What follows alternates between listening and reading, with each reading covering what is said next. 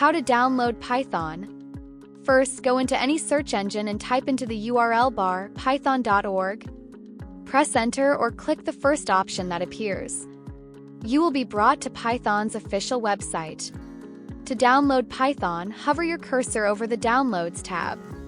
Here, it will show you the latest version of Python available for your device. Click this button to download it. When it's downloaded, open the file and the Python installer will be opened.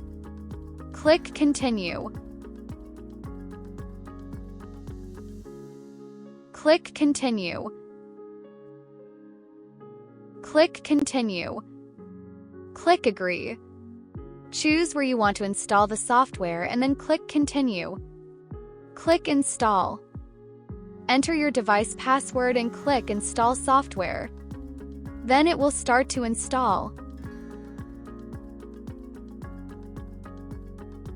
When Python has finished installing, you will see this message. Click Close. Go to your app library to find Python's IDLE to double-check that you have downloaded Python.